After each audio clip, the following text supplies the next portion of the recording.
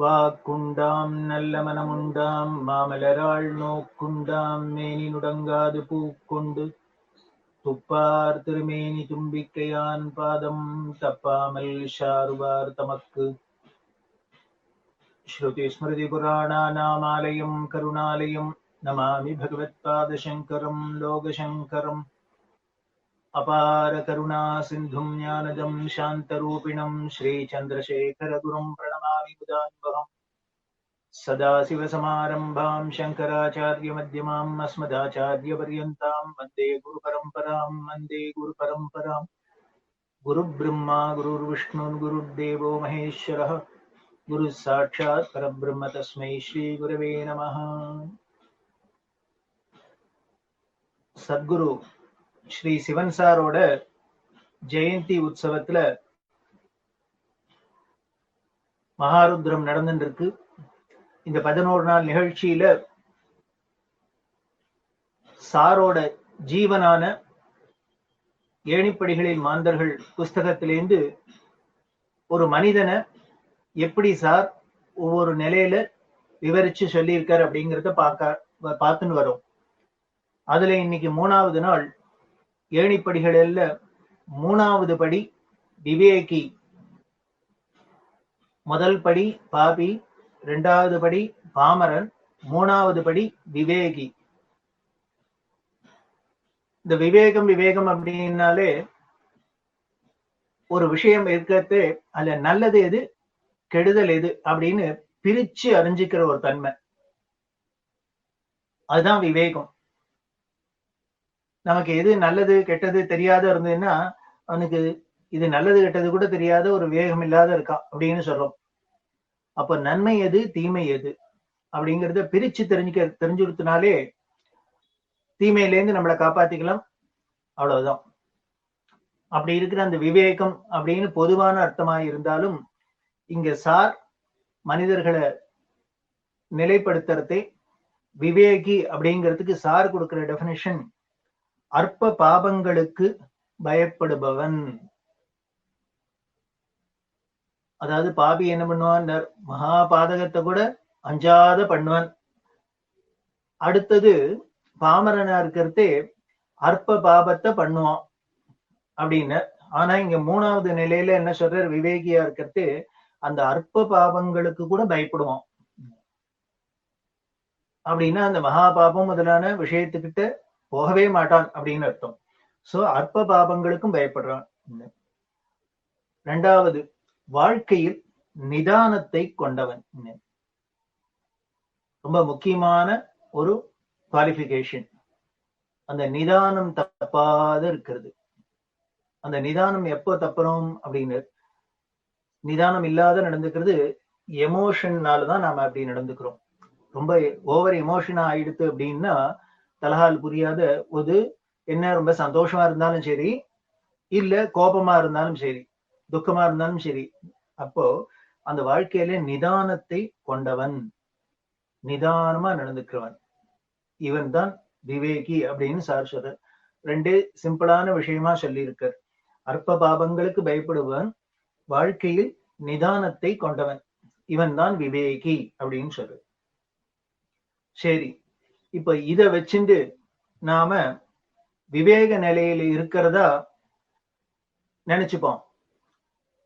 நினைச்சுட்டு நம்மளை பத்தி நாம பரிசீலிக்க ஆரம்பிச்சா என்ன பண்ணும் அப்படின்னு, இந்த விவேக வரியில கொடுக்கப்பட்டிருக்கிற குணம் தன்மை போன்றவைகள் அனைத்தையும் அடைந்து விட்டீர்களா என்பதை முக்கியமாக ஆராய்ந்து முடிவுக்கு வர வேண்டும்.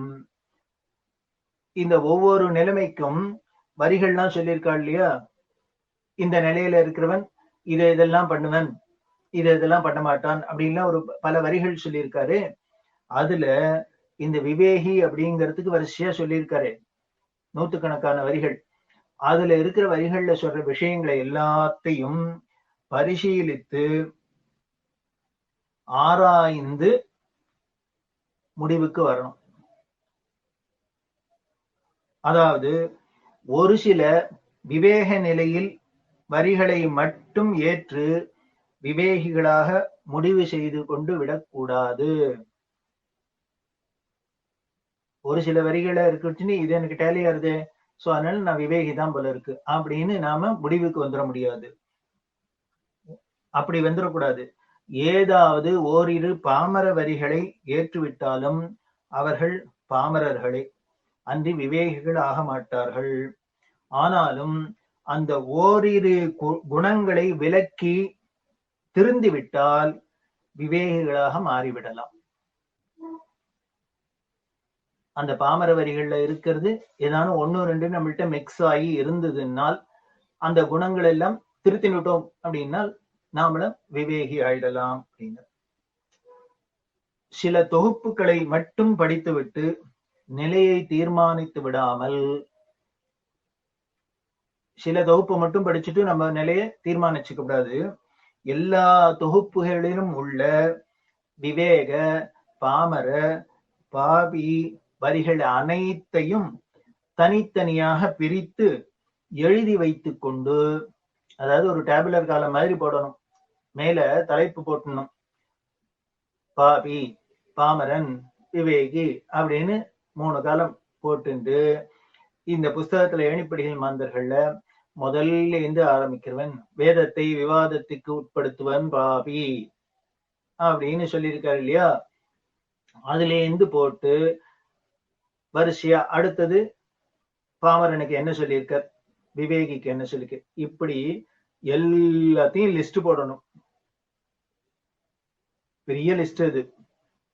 இப்படி எல்லாத்துக்கும் உள்ள அந்த குணங்களை அவர் சொல்லியிருக்கிற வரிகள்ல இருக்கிறத லிஸ்ட் போட்டு 3த்துக்கும் லிஸ்ட் போட்டுட்டு தனித்தனியாக பிரித்து எழுதி வைத்துக் கொண்டு அவைகளை பரிசீலித்தால் தங்களுடைய நிலையை சுலபமாக அறிந்து கொள்வதற்கும், நம்மளோட நிலைமையை சுலபமா அறிந்து கொள்வதற்கு இப்படி ஒரு டேபுலர் காலம் போட்டு அதுல உள்ள வரிகள் எல்லாம் படிச்சு பார்த்து இதுல எது நம்மள்ட்ட அதிகமா இருக்கு, குறைவா இருக்கு, எது இல்லை, இப்படி எல்லாம் பண்ணி அத ஒரு பெரிய வேலை பண்ணி பார்த்துட்டோம்னா நம்மளோட நிலைமையை அறிந்து கொள்வதற்கு சௌரியமா இருக்கும். இதுக்கும் மேல பார்த்தாச்சு, பார்த்துட்டு ஏதோ எந்த நிலையில இருக்கும் அப்படின்னு ஒரு அளவுக்கு நமக்கு தெரிஞ்சு கொடுத்தோம்னா கூட ஆர்வம் உள்ளவர்கள் தங்களை மேலும் உயர்த்தி கொள்வதற்கும் உதவியாக இருக்கும். அது என்ன முக்கியம்? சும்மா நாம எங்க இருக்கோம், எந்த படியில இருக்கோம் அப்படின்னு ஆராய்ச்சி பண்ணி தெரிஞ்சுட்டு பிரயோஜனம் இல்லை. அதுக்கு அடுத்த படிக்கு போகணுமே. நம்மளோட லட்சியம் என்ன? 11வது படி, அதுதான் லட்சியம். ஆனால் ஒண்ணு பின்னால சொல்ல போற, நாம நினைக்கிறாப்புல அப்படியே தடார்னு ஒவ்வொரு படியா கிளியர் பண்ணிட்டு மேல போயிட முடியுமா? இது என்ன பரீட்சையில ஏதோ அரியர்ஸ் கிளியர் பண்றாப்லையா? இல்ல, அதுதான் சொல்ல போற. அதனால ஆர்வம் உள்ளவர்கள் தங்களை உயர்த்தி கொள்வதற்கு உதவியா இருக்கும். அப்படி இருக்கிறது இந்த டேபுலர் காலம் போட்டு எல்லாம் நம்மளோட நிலைமையை தீர்மானம் பண்றது. இதுல நமக்கு பாபியில 70% நம்மள்கிட்ட போயிடுத்து. இந்த பாபு வரிகள்ல இருக்கிறது ஒரு 30% தான் இருக்கு. இனிமே பாமரன்ல 90% நமக்கு போயிடுத்து, 10% தான் பாமரத்துவம் இருக்கு. விவேகத்துல நமக்கு 90% வந்துருத்தோ. இப்படி எல்லாம் விகிதாச்சார அடிப்படையில புள்ளி கணக்கு போடலாமா, பர்சன்டேஜ் போடலாமா அப்படின்னு அதுக்கு சொல்ற. அப்படி பர்சன்டேஜ் கணக்கு, புள்ளி கணக்கு போட்டு விவேகத்தை அடைந்து விட்டதாக எண்ணிவிடக் கூடாது. நோ, பண்ண முடியாது, பண்ணக்கூடாது அப்படிங்கிற. விவேகிக்கு உள்ள வரிகளை முற்றிலும் அடையாதவரை ஒருவனை விவேகியாக கருதிவிட முடியாது. அந்த விவேகி அப்படிங்கிறதுக்குள்ள என்னென்ன குணங்காதிசயங்கள் சொல்லப்பட்டிருக்கோ அது அத்தனையும் அடையாத வரைக்கும் இவனை விவேகியா கருத முடியாது, கொள்ள முடியாது. ஆனால் சாதுவின் தன்மைகளை முற்றிலும் ஒருவன் ஏற்காமல் இருந்தால் அவனை விவேக நிலையை முடித்தவனாக கொள்ள வேண்டும். அடுத்தது சாதுங்கிற நிலை வரப்போறது இல்லையா? அதுல எல்லாத்துக்கும் குணாதிசயங்கள்லாம் சொல்லியிருக்க. அதுல முற்றிலும் இல்லைன்னா கூட அப்ப என்ன பண்ணலாம் அப்படின்னா, அவனை அதுக்கு கீழே இருக்கிறபடியான விவேக நிலையில முற்றிலும் அவன் முடித்தவனா கொள்ளலாம் அப்படின்னு சொல்றது. இந்த 3 நிலையினர்களும் தத்தமருடைய நிலைகளை பூர்த்தி செய்து கொள்வதற்கு ஏராளமான ஜென்மாக்களை ஏற்க நேரிடும். இதுதான் முன்னாலேயே நான் சொன்னேன். உடனே இத இத இத நாம முடிச்சிட்டோம், உடனே அடுத்தபடி போயிடலாம், இதை நாம முடிச்சிட்டோம் அடுத்தபடி போயிடலாம் அப்படின்னுட்டு ஏதோ நம்ம 80 வயசு 90 வயசுக்குள்ள 11வது படியில ஏறி உட்கார்ந்து விடலாம் அப்படின்னு யாரான்னு நம்ம கணக்கு போட்டோம்னால், தீர்மானம் பண்ணினோம்னா இல்லை அப்படின்னு சார் இங்க சொல்றது என்ன அப்படின்னு. அப்படி இந்த 3 நிலைகளும் தத்தமருடைய நிலைகளை பூர்த்தி செய்து கொள்வதற்கு ஏராளமான ஜென்மாக்களை ஏற்கும். அதனால பல ஜென்மாக்களை எடுத்து எடுத்துதான், இப்ப உதாரணத்துக்கு சொல்லணும் அப்படின்னா, இந்த விவேகி அப்படின்னு இடத்துல சொல்லியிருக்கிற எத்தனை குணாதிசயங்கள்லாம் சொல்லியிருக்காரோ அது அத்தனையும் எழுதி வச்சுது. அதுல சிலது இருக்கும் சிலது இருக்காது. இதுதான் எல்லாருக்குமே அப்படிதான் இருக்கலாம். அப்படி இருந்ததுன்னா இப்ப இருந்ததெல்லாம் நமக்கு இந்த இந்த ஜென்மால இதெல்லாம் இந்த குணாதிசயங்கள்லாம் இருக்கு அப்படின்னா, மீதி எத்தனை இருக்க வேண்டியது? உதாரணத்துக்கு சொல்றேன். இப்ப விவேகி அப்படிங்கிறதுக்கு ஒரு 100 குணாதிசயங்களை சொல்லியிருக்கு. அதுல என்கிட்ட ஒரு 30-40 வந்து இருக்கு. மீதி 60 வரணும் அப்படின்னா, 60 வரல, நான் என்னதான் முயற்சி பண்ணாலும் இந்த ஜென்மா முடியறதுக்குள்ள ஏதோ 2 வந்தது 3 வந்தது, மீதி 57 58 இருக்கு அப்படின்னா என்ன பண்றது அப்படின்னு.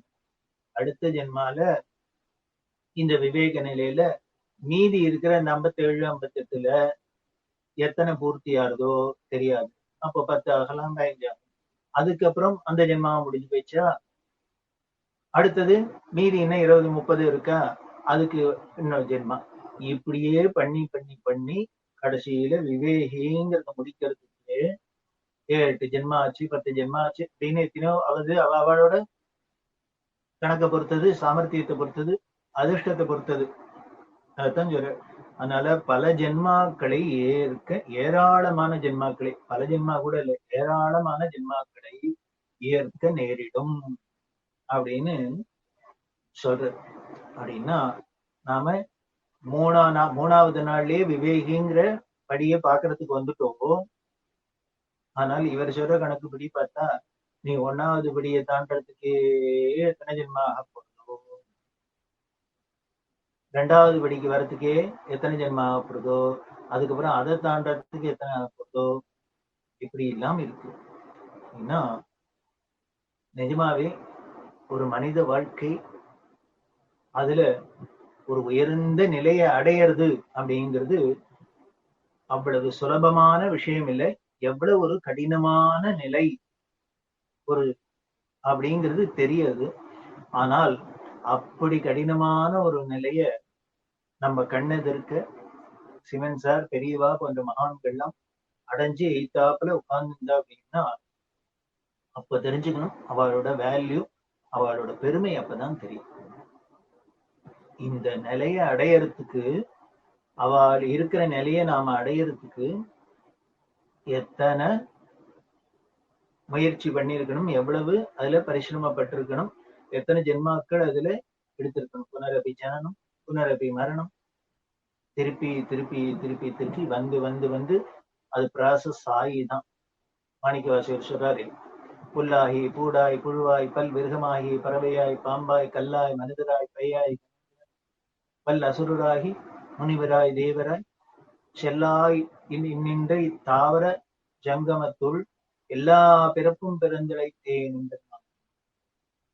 இது மனுஷ பிரிவியா மட்டும் இல்ல, அவர் இத்தனை கோடி ஜீவராசிகளையும் பிறந்து பிறந்து பிறந்து இழைச்சு போயிட்டேன்.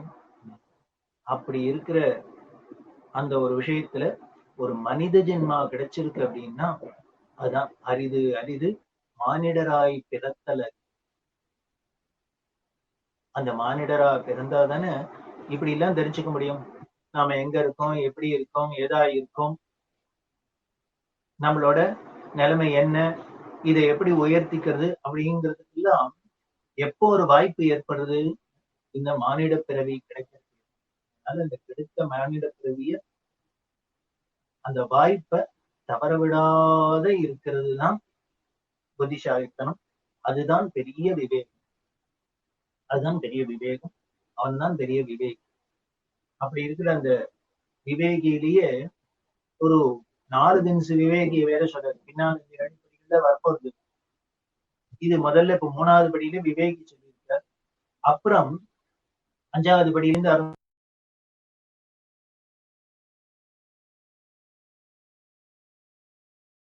முன்னாலேயே சிறந்த முற்றின தெய்வ விவேகி அப்படின்னு எல்லாம் வேற. அப்படி இருக்கிற அந்த விவேக தன்மையை அடையறதுக்கு இந்த விவேகிகள் எப்படி இருப்பார் அப்படின்னு சார் சொல்ற லிஸ்ட்ல முதல்ல வேதத்தின் மகிமையை வெளிப்படுத்திய அந்நியர் விவேகி. ரொம்ப கவனமான வார்த்தைகள். வேதத்தின் மகிமையை வெளிப்படுத்திய யார் விவேகி? அந்நியர் விவேகி.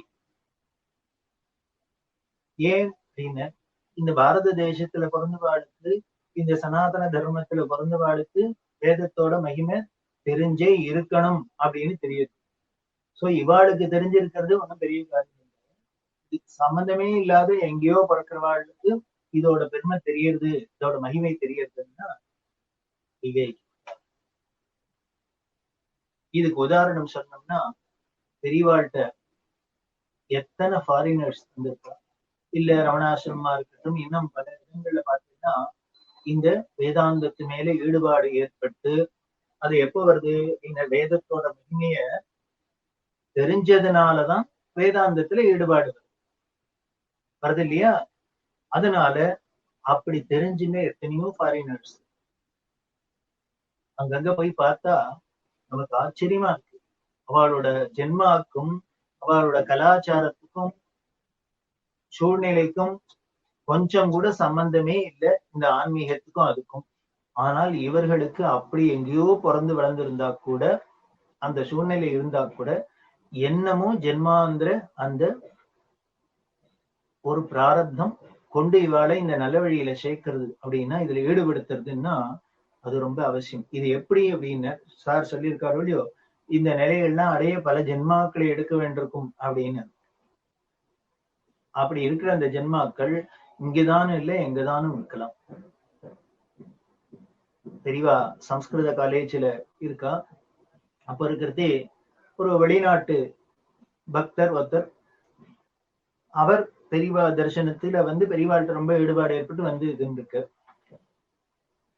அவர் ஊருக்கு போற பெரியவாள்கிட்ட எனக்கு பிரிஞ்சு போக வேண்டியிருக்கு, ஏன்னா எனக்கு இதுக்கு மேல இங்க தங்க முடியாது, விசா எல்லாம் இல்ல, நான் போய் தான் ஆகணும், போறேன். ஆனா எனக்கு பெரியவாளை விட்டு பிரியறதுக்கு மனசு இல்ல, பெரியவா கூடவே இருக்கணும் அப்படி எல்லாம் பிரார்த்தனை பண்ண, பெரியவா ஏதோ தன்னோட வஸ்திரத்துல ஒன்னு எடுத்து தூக்கி அவர்கிட்ட கொடுத்துருக்கா.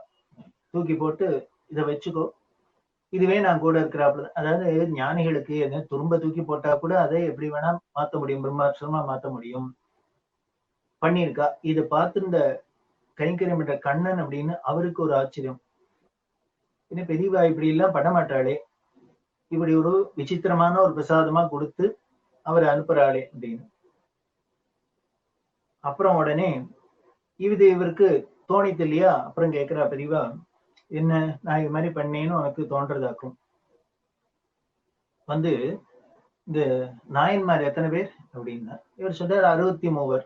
63 நாயன்மார், 63 நாயன்மார் தானே சொல்றோம், 63 அப்படின்னு. 63 தானே, இல்ல மேலதான் இருக்கோம் அப்படின்னு. உடனே நீ என்ன பண்ணு, கபாலி கோவில்ல போய் பார்த்துட்டு வா அப்படின்னு. போய் பார்த்துட்டு வா அப்படின்னு. சரின்னு இவர் போனார். பார்த்தாக்க 63க்கு மேல இன்னும் 4 பேர் போல வரிசையா அப்படி போட்டிருக்கு. கரெக்டா 63ன்னு இல்ல, அதுக்கும் மேலேயே இருக்கு. மேல இருக்குன்னு சொன்னார். மேல இருக்கிறது எத்தனை அப்படின்னு. அதுல பேர் என்ன அப்படின்னு. என்ன பேர் போட்டிருக்கு? எல்லாருக்கும் பேர் எழுதியிருக்குள்ள. அதுல வந்து அப்பாலும் அடிசார்ந்தார், முப்போதும் திருமையினை தீண்டுவார், இப்படி எல்லாம் போட்டிருந்தது. இத வந்து பெரியவாள்கிட்ட சொன்னோன்னு அதுல போட்டிருக்கா அப்பாலும் அடி சார்ந்தார் அப்படின்னு. அத மாதிரி இவர் அந்த அப்பாலும் அடி சார்ந்தார்ல சேர்க்கிற ஒரு நாயன்மார்னு வச்சுக்கோயேன் அப்படின்னா. என்ன நாயன்மார் பக்தி மாதிரி ஒருத்தருக்கா? ஏன் அந்த அப்பாலும் அடி சார்ந்தார் அதுக்கு பெரிய வியாக்கியானம் என்றா, அப்பாலும் அடி சார்ந்தார் அப்படின்னு சுந்தரமூர்த்தி சுவாமிகள் சொல்றது எதை மீன் பண்ணி இந்த அப்பாலும் அடி சார்ந்தான்னு சொல்லியிருக்கா அப்படின்னா, நாம பொதுவா அர்த்தம் பண்ணிக்கிறது இந்த 63 பேர் வந்திருக்கா, இந்த 63 பேர் காலத்துக்கு அப்புறமும் இது மாதிரி அடியார்கள் வரலாம், இனிமே இவாளோட தான் முடிஞ்சிருத்து அப்படின்னு இல்லை, அதனால அவளை அதுக்கப்புறமும் வரலாம். அப்படி வந்தாலும் அப்படி யாரானும் வருவார்களே ஆனால் 64, 65, 66, 67 எத்தனை வேணா வரட்டும், வருவார்களே ஆனால் அவளுக்கும் நான் அடியேன் அப்படின்னு சுந்தரமூர்த்தி சுவாமி சொல்றாரு. அதனால அப்பாலும் அடி சார்ந்தார் அப்படின்னா இவாளோட காலத்துக்கு அப்பாலும் அடி சார்ந்தவர்களா இருக்கலாம். இன்னொரு அர்த்தம் பண்ணினா என்ன, இவ அத்தனை பேர் இந்த பாரத தேசத்திலேயே தானே வந்திருக்கா, ஆனால் இந்த பாரத தேசத்தை விட்டு மற்ற அப்பால் இருக்கிற தேசங்கள்ல இருந்தும் அடியார்கள் இது மாதிரி வரலாம். சோ அதனால இடத்தினாலையும் அப்பாலா இருக்கலாம், காலத்தாலையும் அப்பாலா இருக்கலாம். அதனால இந்த அப்பாலும் அடி சார்ந்தார் அப்படிங்கிறதுக்கு வெறும் காலத்துக்கு அப்புறம் தான் அப்படின்னு இல்லை, இடத்துக்கு அப்புறமும் இருக்கலாம். அதனால இனிமே இங்கேயேதான் பிறக்கணுங்கிறது இல்ல, வேற எங்கேனாலும் பிறந்தும் வரலாம் அவ. அப்படி பார்த்தாக்க இவர் இங்க பிறக்கலைன்னாலும் எங்கேயோ பிறந்தாலும், அந்த காலத்துல பிறக்காது அதுக்கப்புறம் காலத்துல பிறந்தாலும், ரெண்டு விதத்திலையும் பார்த்தாலும் அப்பாலும் அடி சார்ந்தார் அப்படின்னு வச்சுக்கலாம். அப்படின்னா இப்படி ஒரு வெள்ளக்காரருக்கு ஒரு உயர்வு கிடைக்கிறது அப்படின்னா எதனால கிடைக்கிறது அப்படின்னு, அவர் அந்த வேதத்தோட மகிமை, அந்த வேதாந்தத்தோட சாரத்தை அவர் உணர்ந்து வெளிப்படுத்தியதுதான். இங்க சார் என்ன போட்டிருக்க, வேதத்தின் மகிமையை வெளிப்படுத்திய அந்நியர், அதை வெளியில காமிச்சவர். அதே மாதிரி பல ஃபாரினர்ஸ் இருந்திருக்கா. மேக்ஸ் மல்லர் என்ன பண்ணார், வேதத்துக்கு பாஷ்யமே எழுதியிருக்கார். அவர் எந்த அளவுக்கு அதை புரிஞ்சுன்னு எழுதியிருக்கார் அப்படிங்கிறது அது வேற விஷயம். ஆனால் ஜெர்மனி எல்லாம் பார்த்தாக்க, அங்கெல்லாம் பார்த்தா இங்கெல்லாம் பார்த்தா வேதத்தோட பெருமைய தெரிஞ்சுண்டு அதை வச்சுன்னு என்னெல்லாம் பண்ணலாம்னு பாக்குறோம்னா, நம்ம ரிசர்ச் எல்லாம் பண்றோம்னு பாக்குறோமே, நமக்கு வேணா அதெல்லாம் எடுத்து ரிசர்ச் பண்ணணும், அதோட பெருமை இன்னும் புரியல. அப்படி பார்த்தாக்க இந்த தேசத்திலேயே பிறந்து, இந்த கலாச்சாரத்திலேயே பிறந்து, இந்த சூழ்நிலையிலேயே பிறந்து நமக்கு இன்னும் அதோட மகிமை தெரியல, அதோட வேல்யூ தெரியல அப்படின்னு இருக்கும். ஆனால் எங்கேயோ பிறந்து அதோட வேல்யூவை தெரிஞ்சுட்டு இருக்காருன்னா அவர்கள்தான் உயர்ந்த ஜென்மாக்களா இருக்கு, விவேகி அப்படின்னு தெரியுது. பால் பிரெண்டன் அப்படின்னு ஒருத்தர் வந்தார். அவர் எப்படி எதனால வந்தார், இதெல்லாம் தெரிஞ்சுட்டுதான் வந்தார். அப்படி வேத காலத்துல ரிஷிகள்லாம் சொல்லியிருக்கிறாப்புல இந்த காலத்துல இருக்க முடியுமா அப்படின்லாம் அதெல்லாம் ஆராய்ச்சி பண்ணணும் இருக்காங்க. இப்படி பல அந்நியர்கள், பல வெளிநாட்டவர்கள்லாம் நமது வேதத்தோட பெருமையும், அந்த வேதாந்தத்தோட பெருமையும், அந்த ஆன்மீகத்தோட சிறப்பையும் தெரிஞ்சுண்டு இங்க நாடி வந்திருக்கா அப்படின்னா அதுதான் ரொம்ப சிறந்த விவேகம். அப்படி இருக்கிறவர் விவேகி. அதே மாதிரி குலப்பிரிவினை காலத்தில் ஒற்றுமை என்பான் விவேகி. அதாவது குலப்பிரிவினை அப்படின்னு சொல்றமே அது என்ன அப்படின்னு, வர்ணாசிரமம் அப்படின்னு சொல்றோம். அதுல காலத்தில் ஒற்றுமை அப்படிமா, அது இருந்த வரைக்கும் அது இருந்த காலத்துல ஒற்றுமை தான் இருந்தது. நீங்க எடுத்து வேணா பார்க்கலாம், இது ஏதோ மிகைப்படுத்தி சொன்னாப்புல இருக்கும், இல்ல நாம ஏதோ ஒரு அபிமானத்துல சொல்றாப்புல இருக்கும். நேர்மையோட பாரபட்சம் இல்லாம ஒருத்தர் ஆராய்ச்சி பண்ணி பார்ப்பான்னா நிச்சயம் தெரியும், இந்த வர்ணாசிரம கட்டுப்பாடெல்லாம் எப்போ இருந்ததோ அது வரைக்கும் இந்த பாரத தேசம் எல்லாத்திலையும், கலைகள்ல இருக்கட்டும், பொருளாதாரமா இருக்கட்டும், எல்லா விதத்திலையும் உயர்ந்துதான் இருந்தது. அப்படி இருக்கிற இந்த பாரத தேசத்தை வெளிநாட்டவர்கள்லாம் வந்து ஒரு தடவானு பார்க்க மாட்டோமா, இதுக்கு ஒரு வழி கண்டுபிடிக்கணும் அப்படின்னு ஆர்வ உடையவர்களா இருக்கிறாப்புலதான் இருந்தது. அதுக்கப்புறம் சீர்திருத்தம் அது இது இதெல்லாம் சொல்லிண்டு இதெல்லாம் டைலூட் ஆக ஆரம்பிச்சதுக்கு அப்புறம் நீத்து போக ஆரம்பிச்சும் தான் நமக்கு இவ்வளவு எழுநிலை வந்திருக்கு அப்படின்னு தெரியுது. அதனால அந்த குலப்பிரிவினை இருந்த காலத்துல எல்லாம் ஒத்துமையா தான் இருந்தது.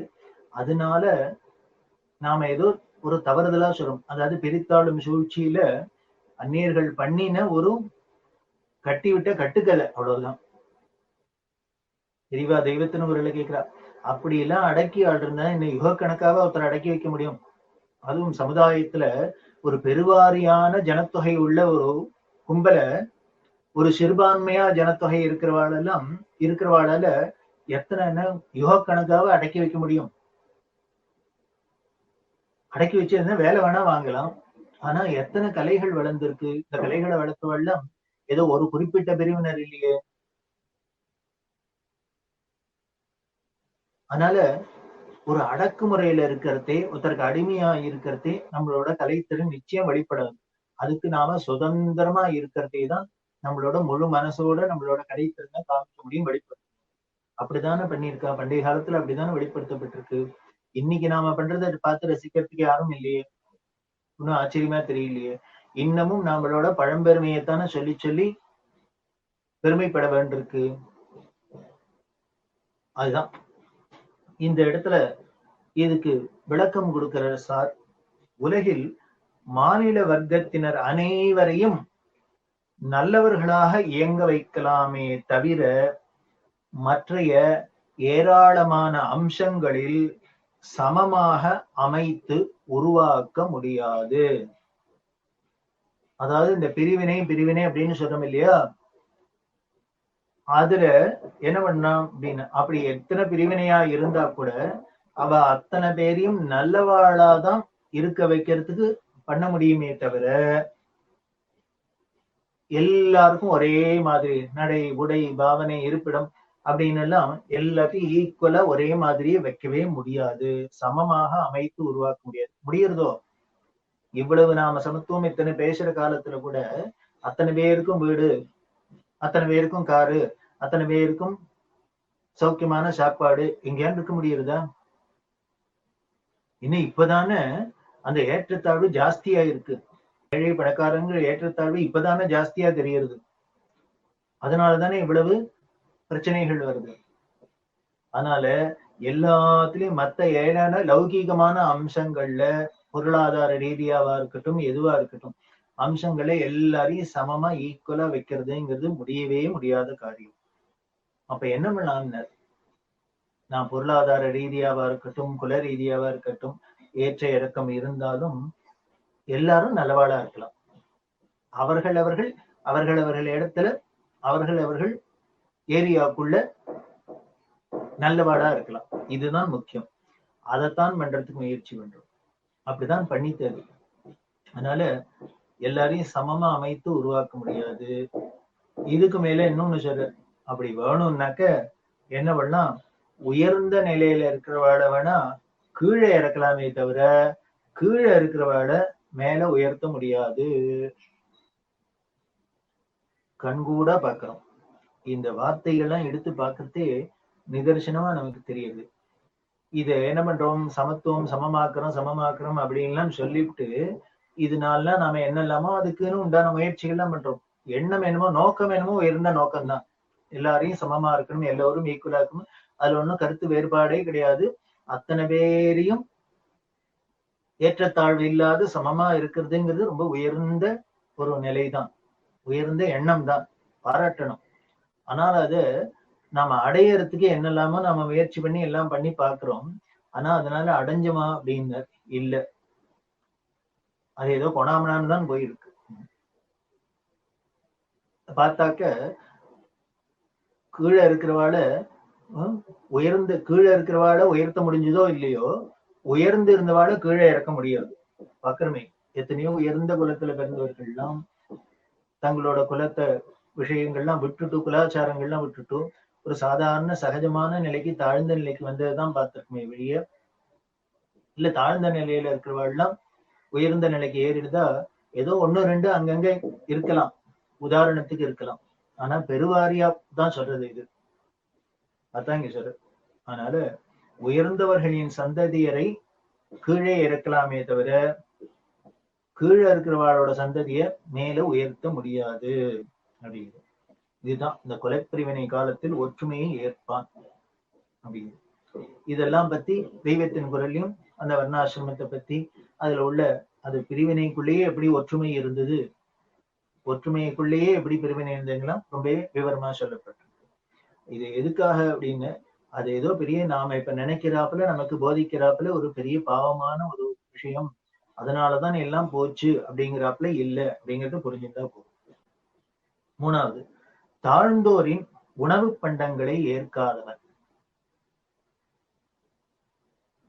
இது எப்படி தாழ்ந்தோர்களின் உணவு பண்டங்களை ஏற்காதவன் அப்படின்னா, இது என்னன்னு சொல்றது, இந்த ஒரு பாமரனா இருக்கணும், இல்ல பாவியா இருக்கட்டும், அவ ஏதானு கொடுத்தா அப்படின்னா உடனே நம்மளால அதை வாங்கிக்கிறதுக்கு ஒரு தயக்கம் இருக்கு. ஏன் அப்படின்னு, கொடுக்குறாரு சார், அவர் என்ன இருந்தாலும் அவர் என்ன யார் வயிற்றுல அடிச்சு என்ன கொள்ளை அடிச்சு கொண்டு வந்திருப்பாரோ அதை வாங்கிக்கிறதுக்கு நமக்கு பயமா இருக்கு அப்படிங்கிற மாதிரியோ. சாப்பிடறதுக்கு கொடுத்தா போறோம், எங்க இருந்து வேணா கொண்டு வா, எப்படி வேணா கொண்டு வா அப்படின்னு சொல்லாத, அந்த தாழ்ந்தவர்களின் உணவு பண்டங்களை ஏற்காதவன் விவேகி. அது வால்மீகியோட கதையை கேட்டீங்கன்னா தெரியும். வால்மீகி போற வழியில வழிப்பறிச்சுன்னு கொள்ளையடிச்சிருந்தார் காட்டுல. அவரை திருத்தணும் அப்படிங்கிறதுக்காகவே சப்தரிஷிகளும் வந்தா போல இருக்கு. அப்படி வரத்தை அவள்கிட்ட போய் இவர் கொள்ளையடிக்கிறதுக்கு போற. அந்த சப்தரிஷிகளும் சொன்னா, எதுக்காப்பா இப்படி வழிப்பறி பண்ற, இது பாவம் இல்லையா அப்படின்னு கேட்டா. நாங்க பாட்டுக்கு போயிட்டு இருக்கோம், வரவாள்லாம் இப்படி வழிப்பறி பண்ணி உனக்கு வேணுங்கிறதுக்காக நீ இப்படி பண்றியே, இது பாவம் இல்லையா அப்படின்னு. உடனே அவர் சொன்னார், நான் எப்படி பாவம்னு சொல்ல முடியும், எனக்கும் ஒரு குடும்பம் இருக்கு, மனைவி இருக்கா, குழந்தைகள்லாம் இருக்கா, அவளை காப்பாத்தணும் அப்படின்னா எனக்கு வேற வழி கிடையாது, நான் இதைத்தான் பண்றேன். உடனே அவ என்ன பண்ணா, அப்படியா சரி, அவளெல்லாம் காப்பாத்துறதுக்கு அவளுக்கு சாப்பாடு போடுறதுக்காக தான் நீ இப்படி பண்ற, வழிப்பறி பண்ற, ஒண்ணு வேணா பண்ணு, இப்ப எங்கள்கிட்ட இருக்கிறதெல்லாம் கொடுத்துடுறோம், நீ வீட்டுக்கு எடுத்துன்னு போ, வீட்டுக்கு எடுத்துட்டு போய் அதை வச்சுன்னு உன் குழந்தைகளுக்கு மனைவிக்கு எல்லாருக்கும் ஆகாரம் போடும். ஆனா ஒன்னே ஒன்னு அவள்கிட்ட கேட்டு பாரு, இப்படி உங்களுக்கு சாப்பாடு போடுறதுக்காக நான் கொள்ளையடிச்சுன்னு வந்திருக்கேன், அதனால அதுல பாவம் நிச்சயம் வரும். இந்த கொண்டு வந்த சாமான்ல நம்ம எல்லாரும் பங்கு போட்டு ஷேர் பண்ணிட்டு சாப்பிட்றாப்புல அந்த பாபத்திலையும் நீங்களும் எல்லாரும் பங்கு எடுத்துக்கணும், எடுத்து போயிடலாம், பங்கு எடுத்து போயிடலாம் கேடு அப்படின்னு. இவர் இந்த வேடனுக்கு ஆச்சரியமா இருந்தது. ஆமா, இதுவும் நியாயமான கேள்விதானே இருக்கு அப்படின்ட்டு, சரி கேட்கிறேன் அப்படின்னு, நாங்க இங்கேயே இருக்கோம், போய் கேட்டுட்டு வந்து என்ன பதில் சொல்லான்னு எங்கள்கிட்ட சொல்லு. உடனே இவர் போனார், கேட்டார், எல்லாத்தையும் கொடுத்தார், சாப்பிட்றதுக்கு எல்லாம் சாப்பிட்டா, கேட்டார் மனைவிட்டு குழந்தைகிட்டலாம், இதுக்காக பாவம் வந்திருக்கு, இதுலயும் உங்க எல்லாருக்கும் பங்கு வரும், வாங்கி பயிலோ அப்படின்னு. அதுக்கு மனைவி குழந்தை எல்லாம் சொன்னது, யோ அதுல நாங்க பங்கு வாங்கிக்கணும், பாவத்துல நாங்க எதுக்கு பங்கு வாங்கணும் அப்படின்னு. அப்போ உடனே மனைவி சொன்னா, இவர் நீ என்ன கல்யாணம் பண்ணிட்டு இந்த குழந்தைகள் பிறந்திருக்கு, அதனால என்னையும் குழந்தைகளையும் காப்பாற்ற வேண்டியது உன் கடமை, நீ சம்பாதிச்சுன்னு வந்து எங்களுக்கு சாப்பாடு போட வேண்டியது கடமை, அதனால நீ உன் கடமையை செய்யற, நாங்க ஒண்ணும் உன்னை கேட்கலையே, கொள்ளையடிச்சுன்னு வந்து எங்களுக்கு சாப்பாடு போட்டுன்னு நாங்க சொன்னோமா, நீ வேற ஏதாவது நல்ல வேலையா பண்ணிட்டு தான் சம்பாதிச்சுன்னு வாங்க, அதனால உனக்கு அதெல்லாம் பண்றதுக்கு துப்பு இல்ல, நீ உனக்கு குறுக்கு வழியா தெரிஞ்சது இதான் கொள்ளையடிச்சு வந்தேன்னா அதுல பாவம், நீ பாவத்தினால சம்பாதிச்சு எங்களை பரிபாலனம் பண்ணுன்னு நாங்க ஒரு நாளும் சொல்லவே இல்லை, எங்களுக்கு சாப்பாடு வேணும் அப்படின்னு தான் உங்ககிட்ட இருந்து எதிர்பார்க்கிறோமே வழிய வேற நீ எங்களை பாவத்தினால எங்களை வயிற்றுறப்பு அப்படின்னு நாங்க சொல்லவே இல்லை, எதிர்பார்க்கல, அதனால எக்காரணத்தை கொண்டும் பாவத்துல நாங்க பங்கு ஏற்றுக்கொள்ள முடியாது அப்படின்னு நிர்தாட்சியமா சொல்லி அனுப்பிச்சா, இவருக்கு ஒரு மாதிரி மனசு ரொம்ப வருத்தப்பட்டுட்டே வந்தா ரிஷிகள்லாம் கேட்டா, என்ன எல்லாரும் ஈக்குவலா ஷேர் வாங்கிக்கிறேன்னடா அப்படின்னு. இல்ல இல்ல, இப்படி ஒரு நிர்தாட்சியமா சொல்லிட்டா அப்படின்னு. அப்ப ரிஷிகள் சொல்றா, இப்ப யோஜனை பண்ணினியா, இப்ப தெரிஞ்சுட்டியா, மனைவி தான் பெத்த குழந்தைகள் தான், அப்படி இருந்தால் கூட நம்மளோட பாவத்துல பங்குக்கு யாரும் வரமாட்டா, ஆனால் நம்மளால ஏதானும் கிடைக்கிறது அப்படின்னா அதுல உரிமையோட வந்து வாங்கிப்பார், எங்க அப்பா சொத்து எனக்கு தான், எங்க அப்பாவோடது இதுதான் எனக்கு தான், என் கணவனோடது எனக்கு தான் அப்படின்னு அதுல வேணா உரிமை கொண்டாடுன்னு வருவாளே வழிய பாபத்துல உரிமை கொண்டாடவே மாட்டார். இதுல இருந்து தெரிஞ்சுக்கோ, இது சம்சாரமா என்னவாக்கணும், மனைவியா இருக்கட்டும், பெத்த குழந்தைகளா இருக்கட்டும். அப்படின்னா அவளே இப்படி சொல்லிட்டான்னா வேற யாரும் இனிமே இதுக்கு மேல வரப்போறா? அதை விட க்ளோஸ் வேற யாரும் ரிலேஷன் உண்டா? இல்ல. அதனால தெரிஞ்சுக்கப்பா, இதான்ப்பா உலக நியதி, உலகத்தோட குணம் இதான். அப்படி இருக்கிற ஜனங்களுக்கு தான் நீ மனைவி குழந்தைகள் அப்படிங்கிற பாசத்துல அவளை காப்பாத்தணுங்கிற கடமைக்காக இப்படி தகாத வழியில நீ இதெல்லாம் பண்ற அப்படின்னு சொல்ல, இப்ப தெள்ள தெளிவா புரிஞ்சுது அந்த வேடனுக்கு. காலில் விழுந்து, நீங்க மட்டும் இன்னைக்கு வந்து எனக்கு இப்படி இங்க இல்லைன்னா எனக்கு இந்த தெளிவு ஏற்பட்டிருக்காது. நான் இத்தனை நாளா இப்படி இல்லாத பண்ணிட்டேன், என்ன பண்ணோம். அதுக்குதான் அப்ப என்ன பண்றோம், ராமநாமத்தை உபதேசம் பண்ணி இதையே ஜபம் பண்ணிட்டு இரு அப்படின்னு சொல்ல, அப்படி ராமநாம ஜபம் பண்ண ஆரம்பிச்சவர் தான் வால்மீகி. உடம்புல புத்து வைக்கிற அளவுக்கு தன்னை மறந்து சொன்னதுனால அதுக்கப்புறம் வால்மீகின்னு பெரிய ரிஷியா ஆனார் அப்படின்னு அந்த கதை சொல்ற வழக்கம். நீங்க சொல்றேன், அந்த தாழ்ந்தோரின் உணவு பண்டங்களை ஏற்காதவன் பாபி, அப்படி ஏற்காதவன் விவேகி. இப்படி தாழ்ந்த ஒரு நமக்கு சாப்பாடு வேணுங்கிறதுனால எப்படி வேணா கொண்டு வந்தாலும் சாப்பிடுறது அப்படின்னு இல்லாத, சாப்பாடு நல்ல வழியில நல்ல விதமா வருது, பகவத் பிரசாதமா வருது, அதை ஏத்துக்கிறது. நித்திரையை குறைத்து நேரத்தை பயன்படுத்துபவன் விவேகி. சொல்லவே வேண்டாம். சோம்பி திரியே அப்படின்னு உட்காந்து எப்ப பாரு சோம்பேறித்தனமா இருந்து தூங்கி வழியாத, விழித்திரு சொல்றாரே, தனித்திரு பசித்திரு, வள்ளலார் சொல்றார். விழித்திரு, தனித்திரு, பசித்திரு. அதுக்கு ஜென்ரலா நாம் என்ன உபவாசம் இருக்கிறது, தனியா ஏகாந்தமா இருக்கிறது, தூங்காத தூக்கத்தை ஜெயிக்கிறது அப்படின்னு. நமக்கு விழித்திரு அப்படின்னா நித்திரையை குறைச்சு நேரத்தை பயன்படுத்துவோம் அப்படின்னா, இந்த நித்திரையை எப்போதும் ஆயுசு முழுக்களும் குறைச்சு நேரத்தை யூஸ்ஃபுல்லா பயன்படுத்துறது இருக்கட்டும். ஏதோ வருஷத்துல ஒரு நாள் சிவராத்திரி, வைகுண்ட ஏகாதசி, அது மாதிரி ஏதானும் ஒரு நாளைக்கானும் சாப்பிடாத தூங்காத பகவத் ஸ்மரணையில இருப்போம் அப்படின்னா அதுக்கே முடியல. 365 நாள்ல ஒரு நாள் இருக்கணும், 2 நாள் இருக்கணும்னாலே நம்மளால முடியல அப்படின்னா, 365 நாளும் இப்படியே இருக்கார் ஒருத்தர் இருப்பார் அப்படின்னா அது எவ்வளவு பெரிய விசேஷம், எவ்வளவு பெரிய ஒரு உயர்ந்த குணம். அதான் சொல்லு. அதனால நித்திரையை குறைத்து நேரத்தை பயன்படுத்துவர். பார்த்துக்குமே பெரியவா சார்லாம் என்ன பெருசா நம்மள மாதிரி கொட்டை விட்டுன்னு தூங்கியிருக்கா, அடிச்சு போட்டாப்புல தூங்கினேங்கிறாப்புல இல்ல.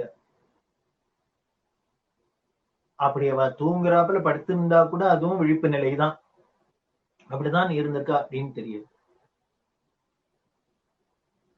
அப்படி இருக்கிற ஒரு நிலை. அடுத்தது, இறைச்சி இனங்களில் வெறுப்பை கொண்டவன். அதாவது அசைவத்தை, நான்வெஜ்ஜ விரும்பாதவன் மட்டும் இல்ல, வெறுக்கிறவன். ஏன் அப்படின்னு, நம்மளோட பசியாரிக்கிறதுக்கு, நமக்கு ஒரு உணவு தேவைக்காக, நம்ம பசியாறதுக்காக ஏதோ ஜீவன்களா உயிரோடனும் பார்த்தா நமக்கு பயமா இருக்கு.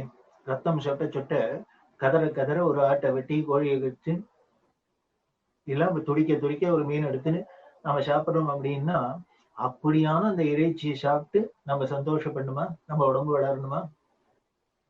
வேற என்ன சாப்பிடறதுக்கே வேற உலகத்துல பகவான் படைக்கலையா? எத்தனை விதவிதமான தானியங்களை படைச்சிருக்காரு, கரிகாய்களை படைச்சிருக்காரு, பழங்களை படைச்சிருக்காரு.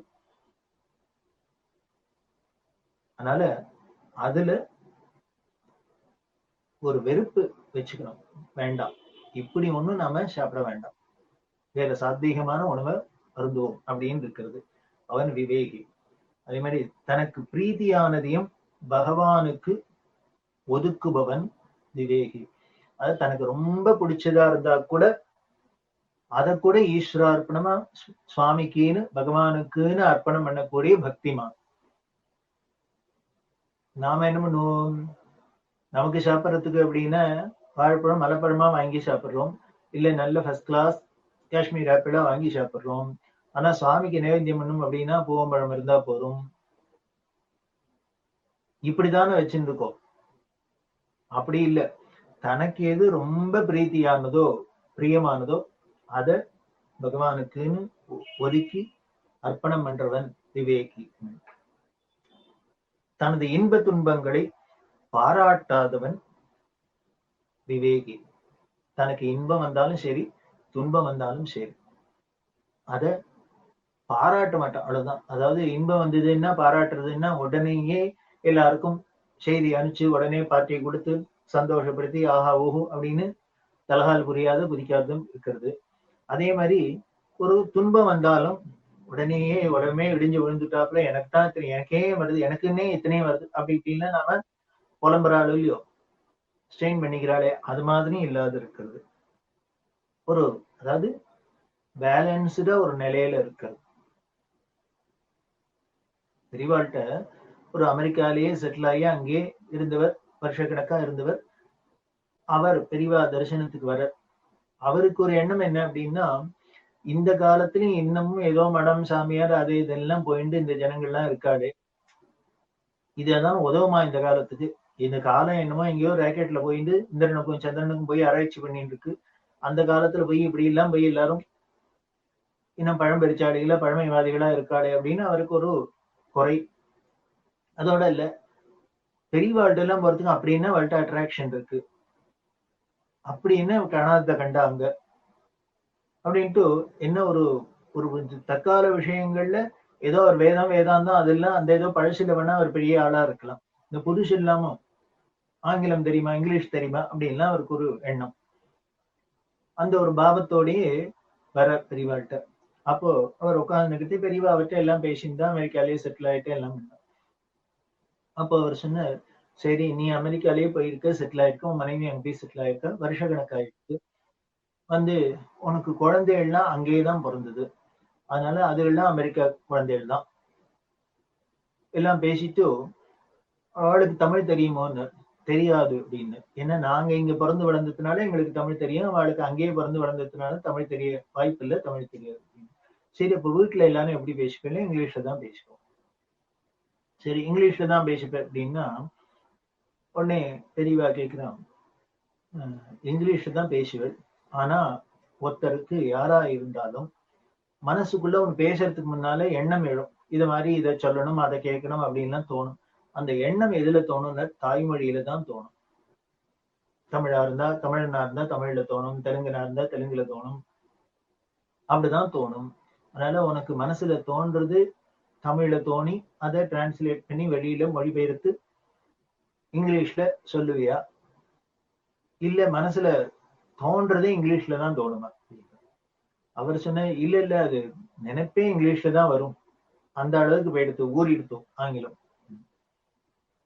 உடனே அப்ப சொல்றான், ஓ அப்பதான் கேட்கணும் அப்படின்னா உங்ககிட்ட தான் கேட்கணும் அப்படின்ட்டு இப்படி பேசினுக்கிட்டு ஒரு பாட்டி, ரொம்ப ஏழையான பார்த்தாலே தெரியாது ஒரு பாட்டி வந்து பெரியவாட்ட நமஸ்காரம் பண்ணி எல்லாம் பண்றான். பெரியவா சொன்னா, இவ வந்து ஒரு காலத்துல ரொம்ப சௌரியமா இருந்தா, பணக்காரியா நன்னா இருந்தா, அப்படி இருக்கிறதையும் இதே மாதிரிதான் நானே கதின்னு எங்கிட்டயே பிரியத்தை வச்சுட்டு பக்தி பண்ணியிருந்தா. அதுக்கப்புறம் எல்லாம் போயிடுத்து, போய் இப்போ ஓட்டாண்டியா நிக்கிறா, ஒண்ணும் இல்லாத நிக்கிறா. அப்படி இருக்கிறதையும் என்கிட்ட அதே பக்தி இருக்கு. இவன் என்ன வசதியா இருக்கிறதே அவ மனசு என்கிட்ட எப்படி ஈடுபாட்டோட பக்தியோட இருந்ததோ அதே மாதிரிதான் வசதி எல்லாம் போய் கஷ்டப்படுற இந்த நிலைமையிலையும் இவ என்கிட்ட இருக்கா. அதனால இப்படி இருக்கிற நிலைய என்னன்னு சொல்லலாம் அப்படின்னு, இப்படி இருக்கிற நிலைய என்னன்னு சொல்லலாம்.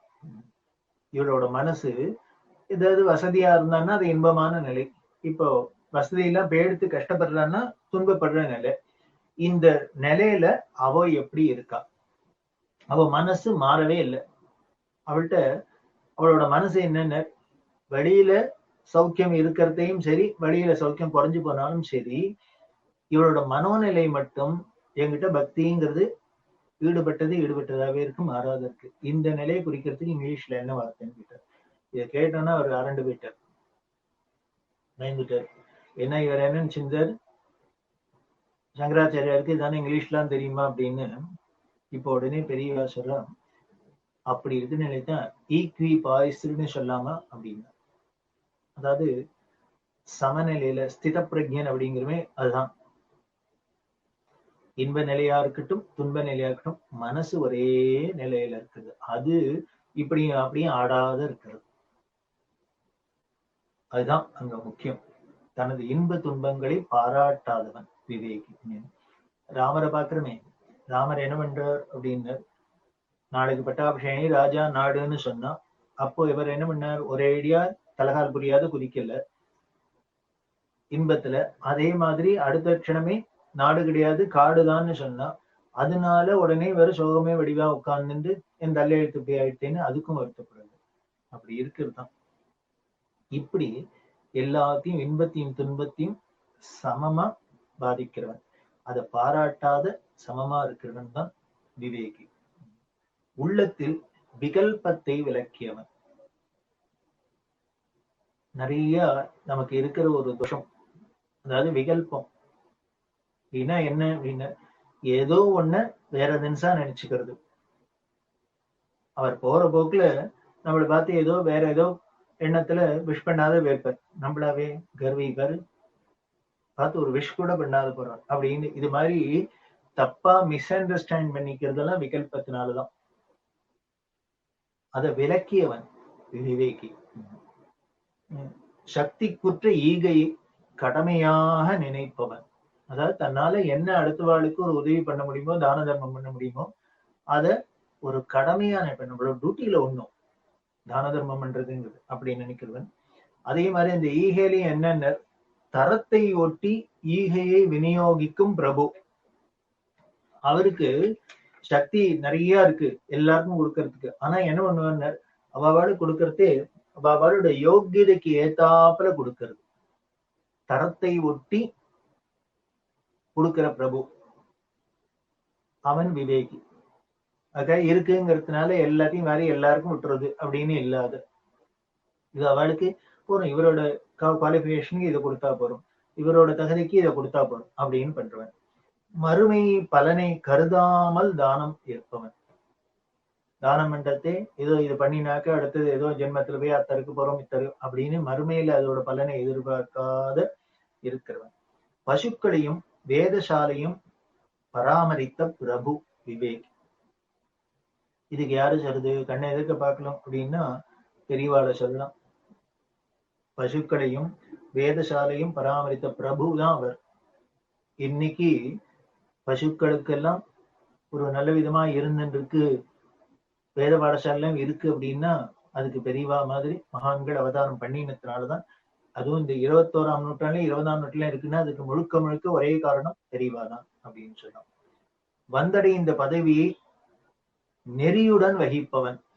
இதுக்கும் யாரோ உதாரணம் சொல்லலாம், பெரியவாளையே தான் உதாரணம் சொல்லலாம். அதாவது வந்தடைந்த பதவி, காஞ்சிகாமகோடி பீடாதிபத்தியம் அப்படிங்கிறது இவர் பிளான் பண்ணி ஆசைப்பட்டு கனவுல வந்து எல்லாம் நமக்கெல்லாம் இருக்கே, நம்ம எப்படியானோ ஒரு நாளைக்கானோ அந்த சீட்ல போய் உட்காந்துடணும், இந்த பதவியை அடைஞ்சிடணும், அது மாதிரி எல்லாம் இல்ல இருக்கு. திடுதுப்புன்னு எழுத்துன்னு வந்து இந்தா நீந்தா சாமியார் உட்காரு மடாதிபதினு கொடுத்தா. அதுதான் வந்தடைந்த பதவியை நெறியுடன் வகிப்பவர். அப்படி உட்கார்ந்துட்டு அதுவாவே வலிய வந்த ஒரு பீடாதிபத்தியம் ஆச்சாரிய பதவியா இருந்தாலும் அதை என்ன ஒரு உயர்த்தினா அதுக்கு உயர்வு கொடுத்தா இவர் நெறியோட இருந்து. அதுதான் விவேகி. பதிலடி கொடுக்க விரும்பாதவன் விவேகி. நம்மளை பத்தி யாரானு ஏதானு தவறா பேசி ஏதானும் பண்ணினா அடி கொடுத்தா அதுக்கு பதிலடி கொடுக்காது. பெரியவாளை பத்தியும் பெரியவா மடத்தை இல்ல, இது சங்கராச்சாரிய பீடமே இல்லை அப்படின்னா எத்தனையோ சர்ச்சைகள்லாம் பண்ணி இன்னி வரைக்கும் பண்ணிட்டு இருக்கா. அது என்ன இல்லாமோ அவதூறு எல்லாம் தூத்திட்டு தான் இருக்கா. ஆனா இதுக்கு எதுக்கானும் பெரியவா கலங்கினாளா? இல்ல இல்ல இல்லைன்னு சொல்றாளா? அதை இருக்கு இருக்குன்னு நம்ம இன்னும் நம்மளோட திறமையினால ப்ரூவ் பண்ணணும். அப்படிதான் பண்ண. அதனால பதிலடி கொடுக்க விரும்பாதவன், விரோதத்தை விளக்க முயல்பவன். அப்படி யாரான விரோதத்தினால அப்படி பண்ணினாலும் அவளுக்கு அதை கிளாரிஃபை பண்ணி அந்த விரோதத்தை விளக்க முயல்பவன். தெரியவா அதுக்கும் ரொம்பவே முயற்சி பண்ணியிருக்கான். பகைவரிடையே நட்பை மீட்க மனமு வந்து முயல்பவன். ரெண்டு பேருக்குள்ள ஒரு விரோதம் வந்துடுத்து அப்படின்னா இத ஊதி ஊதி ஊதி இன்னும் விசிறி விசிறி அதை பெருசு பண்ணி ரெண்டு பேரையும் இன்னும் நன்னா பிரிக்காத அவளுக்குள்ள நட்பை மீட்கிறது. நம்மளால என்ன பண்றது அப்படின்னு இங்க சார் விவேகிக்கு ரெண்டு பேருக்கு ஒருத்தருக்கு ஒருத்தர் பகையை வந்துடுத்துனா அதுல நாம மூணாம் மனுஷாலா இருக்கு நம்ம அவளுக்குள்ள அந்த பகையை போக்கி நட்பை கொடுக்கறதுக்கு மீட்கறதுக்கு மனமும் வந்து முயலணும்னு சொல்றாரு. ஆனா நம்மளோட நிலைமை எப்படி இருக்குன்னு, நமக்கே யார் மேலேயான பகை வந்துடுத்து, யாருக்கா நம்ம மேல பகை வந்துடுத்துன்னா அதையே சரி பண்ணி நட்பு மீட்டுக்கிறதுக்கு நமக்கு அதுக்கே நம்மளால முயல முடியலன்னா இன்னும் அடுத்தவாளோட பகையா நம்ம போய் பண்ணுவோம். அப்ப என்ன பண்ணும் அப்படின்னு, எங்க இருந்தாலும் சரி, அது நமக்கா இருந்தாலும் சரி, வெளியில இருந்தாலும் சரி, இந்த பகையின்னு இருந்ததுன்னா அதை எப்படி அந்த பகையை போக்கி நட்பை மீட்கிறது அதுக்கு முயலும். அப்படி பண்றவன் விவேகி. வீம்பை கொள்ளாதவன், ரொம்ப அழகான வார்த்தையா இருக்கு. ஏன் அப்படின்னு, இந்த முதல்ல சொன்னது இந்த நட்பை மீட்கிறதுக்கு பகையை போக்கி பண்ணணும் அப்படின்னா அப்ப என்ன பண்ணணும், வீம்பு இருக்கக்கூடாது. இந்த வீம்புனால வீம்பு வரப்புனால தானே விட்டு கொடுக்க மாட்டேங்கிறோம். அதனால இந்த வீம்பு இருக்கக்கூடாது. வீம்பை கொள்ளாதவன். அந்நியர்களையும் அன்புடன் வரவேற்பவன். யாரா இருந்தாலும் சரி, அவளை அன்போட அணைச்சு அரவணைச்சு எடுத்துக்கிறது. பண்டைய பண்பாட்டுடன் நடந்து கொள்பவன். ஒருமா திருப்பி பிரிவாதான். பண்டைய பண்பாட்டுடன் அப்படின்னா இன்னமும் அந்த ட்ரெடிஷன் மாறாத, அந்த கலாச்சாரங்கள் மாறாத எப்படி பெரியவா வாழ்ந்து காமிச்சா மற்றவாளையும் வாழறதுக்கு ஒரு ஊக்கத்தை கொடுத்தா. ஒரு பெரியவா திருப்பி திருப்பி படிச்சாரு, குடுமி கச்சம் அது இது இதெல்லாம் சொல்லிட்டே இருந்தது. இன்னுமே எதுக்கு இந்த காலத்துல இதெல்லாம் எதுக்கு? உடனே நாம சொல்றோம் இதனால எல்லாம் என்ன பெரிய, மனசு சுத்தமா இருந்தா போறோம் இப்படி எல்லாம் சொல்றோம் இல்லையா? இல்ல, இதெல்லாம் வச்சிருக்கிறதே நம்ம உள் சுத்தத்துக்காக, மனசு சுத்தமா ஆகணுங்கிறதுக்காக தான் ரிஷிகள் சொல்லியிருக்கா. அதனால இந்த பண்டைய பண்பாட்டுடன் நடந்து கொள்பவன். பணத்தை காட்டிலும் குணத்தில் கருத்துள்ளவன். பணம் தான் முக்கியம்னு இல்லாத குணத்துக்கு மதிப்பு கொடுக்கிறவன். அதுவும் திருப்பி திருப்பி எல்லாத்துக்கும் உதாரணமா பெரியவாளை சொல்லலாம். அணுகுவோருக்கு மதிப்பளித்து பதிலளிப்பவன். பெரியவா என்ன பண்ணுவா, ஒருத்தர் வந்தாக்க ரொம்ப பெரிய படிச்சவாளா வந்தா கூட அவளுக்கு ஏத்தாப்புல அவ கேட்ட கேள்விக்கெல்லாம் பதில் சொல்லி அவளை சந்தோஷப்படுத்தி எல்லாம் பண்ணுவா. ஒண்ணும் தெரியாத அறவரையா இருந்து அசடா இருந்து எல்லாம் வந்தாலும் அதுக்கு ஏத்தாப்புல தக்கவாறு பதிலெல்லாம் சொல்லி அவளையும் சந்தோஷப்படுத்துறது. நிறைகுடம் போல் மதிப்பேற்கும் சீரிய ஒழுக்கவான். ரொம்ப சீரிய உயர்ந்த ஒழுக்கம். அவன் எதனால எப்படி இருக்கான் அப்படின்னா நிறைகுடம் போல இருக்கான். துளி கூட கர்வம் இல்லாத, ஆடம்பரம் இல்லாத இருக்கிறது. இதுக்கும் உதாரணம் பெரியவாரம். கண்ணியத்துடன் கூடிய பெருந்தன்மை வகிப்பவன். அந்த பெருந்தன்மை கூட எப்படி இருக்குன்னா கண்ணியமா இருக்கான். அப்படி இருக்கிறவன். ஆயுள் வரையில் இயன்ற வகையில் நன்றி செலுத்துபவன். இந்த வரிகள்ல இருக்கிறது எல்லாத்தையும், வேக வரியில இருக்கிறது எதை படிச்சாலும் எனக்கு என்னமோ நான் பார்த்ததுனால போல இருக்கு. திருப்பி திருப்பி ஒவ்வொன்றுத்துக்கும் எழுத்தாப்புல இதுக்கு யாரான உதாரணம் காமி, இதுக்கு யாரான உதாரணம் காமின்னா என்னால திருப்பி திருப்பி பிரிவான்னு அவர் தான் காமிக்க முடியாது இருக்கும். ஆயுள் வரைக்கும் இயன்ற வகையில் நன்றி செலுத்துபவன். முதியோர் வாக்குகளை கவனத்துடன் கிரகிப்பவன். அதாவது பெரியவர்கள் சொன்னாக்க, எல்டர்ஸ் சொன்னா அதை ரொம்ப கவனமா கேட்டுக்கிறான். அந்த ஓல்டேஜ் அது இப்படிதான், கிழங்கு இப்படிதான் சொல்லும் அப்படிங்கிறத மதிக்கிறவன். மறுமை உயர்வை இம்மையிலே நாடும் மேலும். ஏதோ பின்னால வரப்போற பிறவிகள்ல மறுமையில ஏதோ ஒரு லோகத்துக்கு போறோம், அதுல உயர்ந்து இருக்கணும் அப்படிங்கிறதுக்கு இப்போல இருந்தே உண்டான காரியங்களை, நல்ல காரியங்களை பண்ணக்கூடிய விளம்பர நினைவற்று தர்மம் புரியும் பிரபு. நாம ஏதானும் பண்ணினாக்க, தான தர்மம் பண்ணினா அது உடனே பேப்பர்ல வருதா, அத்த பண்ணாடா இத்த பண்ணாடா, இல்ல நாமளே போட்டுன்றது இதெல்லாம் டொனேட் பண்ணிருக்கேன், இத்த பண்ணிருக்கேன், அத்த பண்ணிருக்கேன் அப்படின்னு இல்லவே இல்லை. இந்த கைக்கு கொடுக்கறது அந்த கைக்கு தெரியாது அப்படிங்கிறாப்புல ஒரு விளம்பர நினைவற்றுன்னர். அது மாதிரி அந்த பிரஜையே இல்லாதவன், விளம்பர நினைவே இல்லாத அவர் பாட்டுக்கு பண்ணக்கூடிய நல்ல காரியங்களை, தர்மங்களை புரியவர் பிரபு. அன்பளிப்பை அவமதிக்காதவன். யாரானு ஏதானும் ரொம்ப பிரியத்தோட ஒரு அன்பளிப்பு கொண்டு கொடுத்தா அது என்ன இதெல்லாம் எனக்கு யூஸ் ஆகாது சார், நான் யூஸ் பண்ற அதெல்லாம் வேற அப்படின்லாம் சொல்லப்படுறதுங்க. அப்படியா? ரொம்ப சந்தோஷம். கொடுங்க. பத்திரம், புஷ்பம், பலம், தோயம் பகவான் கீதையில சொல்றாரு. பெரியவாள்கிட்ட நம்ம என்ன கொண்டு கொடுத்தோம்? சாருக்கு என்ன கொண்டு கொடுத்தா? ஒரு அம்மா அப்பளாத்தை பண்ணி கொண்டு வந்து கொடுத்தா. இந்த அப்பளாத்தை கொடுக்கறதுலயும் எவ்வளவு சிரத்தையா பண்ணி கொடுத்தா. தினம் உளுந்த அரைச்சு, மடியோட உளுந்த அரைச்சு, அது அப்பளாத்தை இட்டு காய வச்சு கும்பிட்டியில சுட்டு எல்லாம் கொண்டு. இவர் எத்தனை எடுத்துட்டாரு? கேட்டா எடுத்துட்டாரு இல்ல. அந்த அன்புக்காக மதிப்பு அளிச்சு என்ன பண்றது அப்படின்னு அந்த அன்பளிப்பை அப்படி எடுத்து வாயில போட்டுட்டாரு அப்படின்னா அது. அதே மாதிரி பொங்கல் பண்ணி தரா. இன்னும் யாரெல்லாமோ அவெல்லாம் அவளுக்கு பிரீத்தியானது பண்ணி பண்ணி கொண்டு வந்து சாப்பிட்டு வச்சாக்க,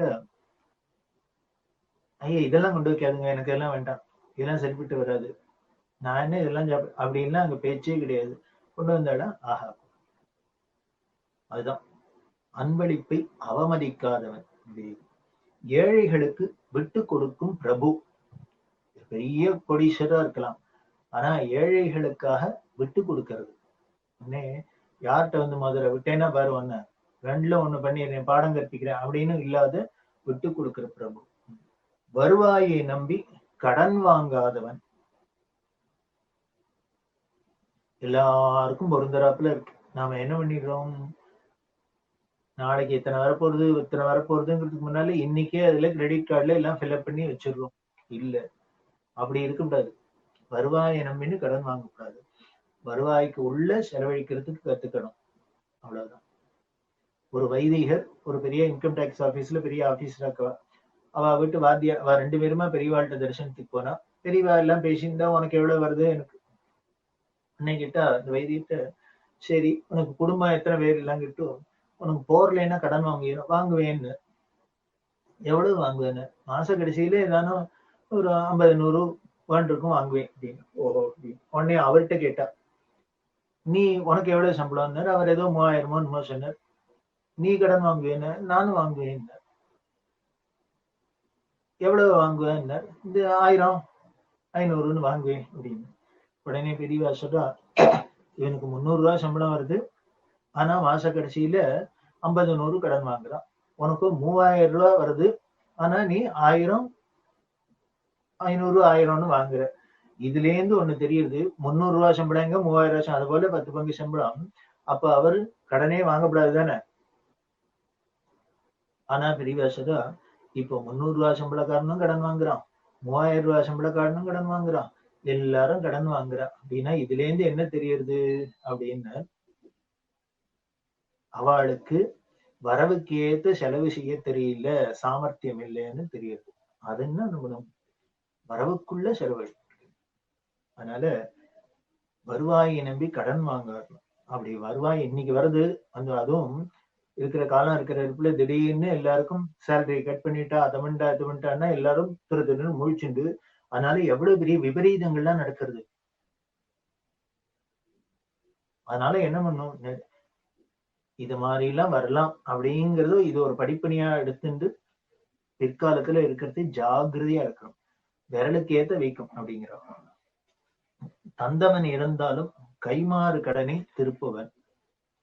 அதாவது கொடுத்தவன் போயிட்டான்னா கூட, நம்ம கடன் கொடுத்தவன் போயிட்டான்னா நம்ம என்ன பண்ணோம், அப்பாடி அவன் போயிட்டான் அதனால யாருக்கு தெரிய போகுது, அப்படி இல்லை. அவ சந்ததியிட்ட கொண்டு கொடுக்கிறது. அப்படி இருக்கிறது. இப்படி பறவைகளுக்கும் பிராணிகளும் வாழ விரும்புபவன். சார்தான் ஞாபகம் வருது. இவர் குருவி எல்லாம் இவர் கையில வந்து உட்கார்ந்துட்டு தானியங்கள் எல்லாம் சாப்பிடும் அப்படின்னு நாம படிக்கிறோம் இல்லையா, சாரை பத்தி படிக்கிறதே. அப்படின்னா இருக்கிறதே பயந்தாங்குழி குருவியாம். அந்த குருவி முதற்கொண்டு பயம் இல்லாத இவாழ்கிட்ட ஒரு காக்காயா இருக்கட்டும் குருவியா இருக்கட்டும் எல்லாம் வருது. அதே மாதிரி காலில் எறும்பு மொச்சுன்னு இருக்கு, கேக்குறா இந்த தட்டி எடுக்குமான்னு. இல்ல இல்ல, அது பாட்டு நாம என்ன பண்றோமோ அது பண்றது அப்படின்னு. அப்படி நாம சாப்பாட்டுக்கு அலையிற மொழி அடைஞ்சு தேடி சாப்பாடு தேடுறாப்புல அது தேடுறது. இப்படி எந்த ஜீவராசிகளா இருந்தாலும் சரி, அதுகளுக்கும் வாழணும் அப்படின்னு ஆசைப்படுறவன் விவேகி. அதே மாதிரி எல்லாத்தையும் குடும்ப நலனின் அக்கறையை குறைக்காதவன் விவேகி. ரொம்ப முக்கியமான விஷயம். அதனால முன்னோர் வினை பின்னோரை தாக்கும் என்பார். விவேக் என்ன பண்ணுவார், ஏதோ மாதா பிதா பண்ணினது மக்கள் தலையில அப்படிங்கிறாப்புல அந்த முன்னோர் பண்ணினத வினை தம் குழந்தைகளையும் தாக்கும் அப்படிங்கிறத நம்பினாக்க என்ன பண்ணுவோம்னு, நம்ம பிற்கால சந்ததிகள் பாதிக்கப்படக்கூடாது அப்படிங்கிறதுக்காக நம்ம கெடுதல் பண்ணாத இருப்போம். அதே மாதிரி மூடனேனும் மனம் கோணாமல் பணியாற்றும் மனைவி. பெண்கள்ல விவேகியை பத்தி சொல்றார். அதாவது அவன் பரம முட்டாளா இருக்கட்டும், முரடனா இருக்கட்டும், அப்பேற்பட்டவன்ட்ட கூட அவன் மனசு கூட கோணாம நடந்துக்கிற மனைவி விவேகி. கணவன் விருப்பத்திற்கு அணு அளவும் மாறாதவள் விவேகி. இசைத்த வாக்கில் பின்வாங்காதவன், சொன்ன சொல்ல மாறாத இருக்கிறவன் விவேகி. இப்படி நகரப்பெருக்கால் பண்பும் பெண்மையும் அகலும் என்பார். அதாவது சிட்டி டெவலப்மெண்ட் இந்த காஸ்மோபாலிட்டன் ஆக என்ன ஆயிடுத்துன்னு, ஜனங்களோட பண்பு பெண்மை இதெல்லாம் போயிடுத்து அப்படின்னு சொல்லுவான் விவேகி அப்படிங்கிற. அதுல நம்பிக்கையோட பண்ணு, அது கண்கூடா பாக்குறோம். நம்ம பழகுவோரின் பழியை புண்படாது திருத்துபவன். நம்ம யாரோடைய பழி இருந்தா அவள்கிட்ட ஏதாவது குறை இருந்ததுன்னா அத அவ மனசு நோகாத கரெக்ட் பண்றவன். உலகில் பழைய முறைகள் திரும்ப விரும்புபவன். எப்படி நாகரிகம் கொடிகட்டி பறந்து உலகமே வரலாறுல படிக்கிறோம், ஆனா அது மாதிரி திரும்பணும்னு ஆசைப்பட வேண்டாமா? அப்படி ஆசைப்படுறவன் விவேகி.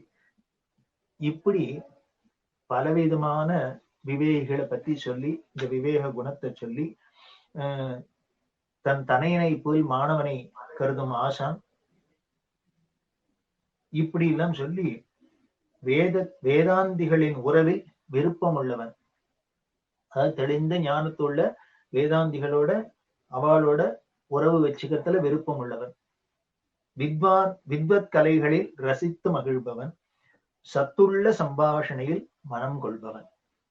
விவேகி என்ன பண்ணுவான், அவர் ஏதோ போர் அடிக்கிறார் சார் 1 hour அப்படின்லாம் இல்லாத, இதுல இந்த விஷயங்கள்ல சத்து இருக்கு, நமக்கு உபயோகமா இருக்கும், பயனுள்ளதுதான் அப்படின்னு ஒரு வெட்டி பேச்சுல நம்ம நேரத்தை செலவழிச்சு வெட்டி காரியங்களை செலவழிக்காத சத்துள்ள சம்பாஷணைகளை செயல்ல நாம விருப்பம் கொள்றவன் விவேகி அப்படின்லாம் சொல்லி, இன்னும் இதை போல பல விஷயங்கள் சொல்லியிருக்க விவேகிகளுக்கு. அது எல்லாமே ஏணிப்படியில் மாந்தர்கள்ல இருக்கு.